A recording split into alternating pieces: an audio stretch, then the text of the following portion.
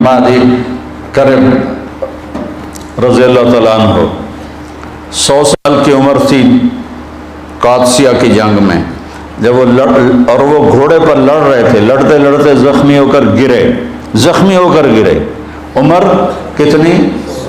100 سال، زخمی ہو کر گرے۔ ایک ایرانی کا گھوڑا قریب سے گزرا تو اس کی دم پکڑ لی، اور اس کو جو پکڑ کے کھینچا، ایرانی نے سارا زور لگایا کہ گھوڑے کو میں نکال لوں، وہ گھوڑا نہیں چھڑا سکا، آخر وہ گھوڑا چھوڑ کے بھاگ گیا، اور انہوں نے اس کو یوں پیچھے کھینچا اور کھڑے ہو کر چھلانگ لگا کے اس کے اوپر چڑھ کے پھر لڑنا شروع کر دیا۔ 110 سال کی عمر میں نہاوند کی جنگ میں شہید ہوئے۔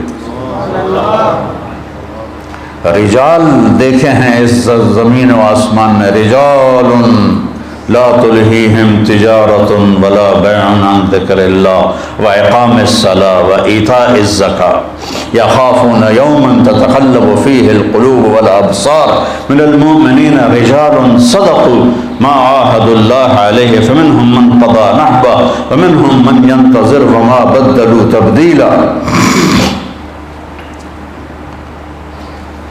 اس دل کو اللہ کے لیے صاف کرنا سیکھو، اس دل کو اللہ کے لیے پاک کرنا سیکھو، اور اس کی صفائی میں سب سے بڑی چیز ہے کہ اس کو بغض سے پاک کرو، اس کو نفرت سے پاک کرو، اس کو حسد سے پاک کرو، اس کو دنیا کی حرص و ہوس سے پاک کرو، اس کو بڑا بننے کی ہوس سے پاک کرو۔ نیچے زمین کی طرف یمشون علی الارض ہونا واذا خاطبهم الجاہلون قالوا سلاما، زمین پر بچھ کر چلو، لن تخرق الارض ولن تبلغ الجبال لا تمش فی الارض مرحا انک لن تخرق الارض ولن تبلغ الجبال طولا كل ذلك كان سیئہ عند ربک مکروہا۔ تو زمین پر جھک کے چلو، دلوں کو اگر دل میں اللہ کو بسانا ہے۔ موسیٰ علیہ السلام سے پوچھا قوم نے، آپ کے رب کا کوئی گھر ہے؟ تو ناراض ہو گئے، یہ کیا سوال کرتے ہو؟ اللہ نے کہا نہیں، ان سے کہو کہ تیرا رب لا مکان ہے لا زمان ہے، لیکن ایک صاف دل جو مسلمان کا ہوتا ہے وہ تیرے رب کا عرش ہے، تیرا رب اس میں آتا ہے۔ لا یسعنی ارضی ولا سمائی، شاید یہ پتہ نہیں اس کی روایت کیسی ہے، لیکن اس کا مضمون صحیح ہے کہ صاف دل اللہ کا عرش ہے، اللہ کے عرش سے زیادہ وہ نورانی اور قیمتی ہے کہ جہاں اللہ کی محبت ہے۔ تو آپ لوگ جا رہے ہو، اللہ کو سامنے رکھ کے زندگی گزارنا، اور اللہ کو سامنے رکھ کے زندگی گزارنی ہے تو سیرت پڑھو، سیرت قرآن پڑھو، سیرت پڑھو۔ اور آپ کو ایک کتاب اللہ نے دے دی ہے، کیا نام؟ کیف عاملہم۔ اس کو اس طرح ساری زندگی پڑھو جیسے قرآن پڑھتے ہیں، کہ آپ کو پتہ چلے کہ زندگی گزارنی کیسے ہے۔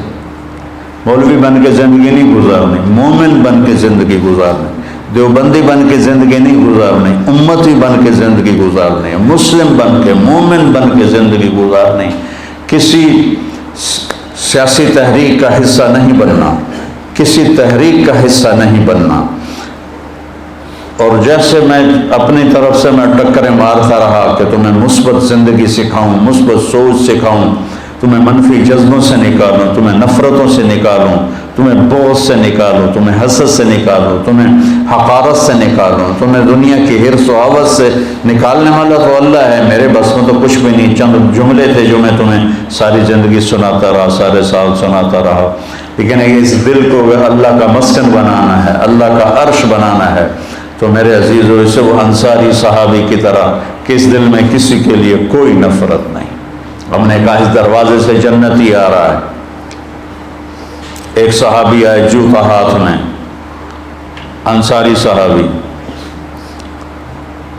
اگلے دن آپ نے کہا اس دروازے سے جنت ہی آ رہا ہے، وہی انصاری صحابی جوتا ہاتھ میں۔ تیسرے دن آپ نے کہا جنت ہی آ رہا ہے، وہی صحابی جوتا ہاتھ میں۔ تو عمرو بن عاص کے بیٹے حضرت عبداللہ بن عمر صحابہ میں سب سے زیادہ عبادت والے صحابی ہیں، ساری رات نفل پڑھتے تھے، سارا سال روزہ رکھتے تھے، دن میں ایک قرآن ختم کرتے تھے، اتنا بڑا عبادت کا پیمانہ کسی کے پاس نہیں تھا۔ ان کو خیال آیا کہ یہ مجھ سے زیادہ بندگی کرتا ہے، جو اس کو 3 دن مسلسل جنت کی بشارت ملی اور مجھے نہیں ملی۔ ان کو دیکھنے چلے گئے، چاچا باپ ناراض ہے، آپ کے پاس کچھ دن گزار لوں؟ کہاں بیٹا ضرور گزارو۔ اب وہ سوچ رہے تھے کہ پتہ نہیں رات کو یہ کون سی جوئے شیر لائے گا اور کون سے یہ لمبے سجدے کرے گا جو ہلا کے رکھ دیں گے ساری زمین کو، سارے کمرے کو، اور لیٹے اور چادر اوپر کر کے ایسے سوراخ بنا کے ان کی طرف فوکس ہو کے دیکھنے لگے۔ وہ تشریف لائے اور بسم اللہم بسم کا موت و احیا کر کے بسم اللہ دے برکت نال ساری رات سوتے رہے۔ وہ تو حیران پریشان ہو گئے، بھی اے کی بن پھر بندہ جنت دی بشارت لے رہا ہے تو ساری رات سوتا پیا۔ اس زمانے میں تو منافق بھی تہجد نہیں چھوڑتے تھے۔ تو کہا اچھا چلو کل دیکھوں گا۔ اگلے دن پھر وہ چادر اوپر کر کے اور ایسے کر کے لیٹ گئے تو وہ پھر آئے اللہم بسم کا اموت و احیا، اور وہ گئے۔ وہ پھر بڑے حیران ہوئے اور دیکھتے رہے ابھی اٹھے گا ابھی اٹھے گا ابھی اٹھے گا۔ وہ پھر ساری رات سوتے رہے۔ اگلے دن کا چلو ایک رات اور دیکھ لوں، کثرت ہو جائے۔ تیسری رات بھی وہی کچھ ہوا کہ وہ ساری رات سوتے رہے۔ تو پھر وہ پریشان ہو کر انہوں نے ان سے بات کی کہ چاچا میری باپ سے لڑائی نہیں تھی، میں نے 3 دن تیرے لیے جنت کی بشارت سنی، میں دیکھنے آیا تھا کہ آپ کیا کرتے ہیں۔ تو تسی تو ویلے بانڈے ہو، ایک ہی بنی، ادھر تو کچھ بھی نہیں، ساری رات سوتے رہتے ہو اور صبح فجر کی نماز پہ اٹھتے ہو، یہ کیا چکر ہے؟ کہ بیٹا یہی ہے جو کچھ تم دیکھ رہے ہو۔ تو وہ بڑے بوجھل قدموں سے واپس چلے تو کہنے کہ بیٹا ادھر آؤ، بھتیجے ادھر آؤ۔ جب وہ آئے تو کہنے کہ اب تمہیں اصل بات بتاتا ہوں، یہ دل پہ ہاتھ رکھ کر کا اس دل میں کسی کے لیے نفرت نہیں، اور جب اللہ کسی کو کوئی عزت دیتا ہے، رزق دیتا ہے، مجھے خوشی ہوتی ہے، مجھے حسد نہیں ہوتی۔ تو بیٹا اپنے دلوں کو اس انصاری صحابی جیسا بنانے کے لیے لڑتے رہنا لڑتے رہنا لڑتے رہنا۔ یہ ایسے نہیں ہے کہ میری 5-6 سال کی باتوں سے تمہارا دل ایسے ہو جائے گا۔ یہ مشکل ترین سبق ہے جو سارے جواہر الادب کی بلاغت سے بھی مشکل سبق ہے کہ دل کو صاف رکھنا، دل کو صاف رکھنا، امتی بن کے چلنا، کسی فرقے کے ترجمان نہ بننا ساری زندگی۔ دیکھو ہم اہل السنت والجماعت ہیں، ابو حنیفہ رحمہ اللہ کی ترجیح کے فتاویٰ کو ہم ترجیح دیتے ہیں، باقی سب کو عزت کرتے ہیں، سب کے لیے ہم باہیں کھلی رکھتے ہیں، ہم ہی ہیں اور کوئی نہیں۔ یہ ذہن نہ بنانا اپنا۔ تعصب فی المذہب، جتنا آزادی مذہب نقصان دہ ہے اتنا ہی تعصب فی المذہب نقصان دہ ہے۔ تو اپنے آپ کو امتی بنا کے چلنا، اپنے آپ کو اپنے نبی کا نائب بنا کے چلنا۔ تم انبیاء کے وارث ہو، اللہ نے تمہیں وارث بنایا، تمہاری یہ عمر ہے، ہم تو ڈھل گئے، قبر قریب ہے، دنیا دور ہے، آخرت قریب ہے۔ اللہ آپ کو لمبی زندگی دے، آپ میرا سرمایہ ہو، میرا ذخیرہ ہو۔ اگر آپ صحیح چلو گے تو میرے لیے پروفٹ ہے، میرے لیے نفع ہے، میرے لیے بہت بڑی عزت کی بات ہے۔ اگر آپ ادھر ادھر ہو گئے تو میرا ہی نقصان ہے، میرا ہی گھاٹا ہے۔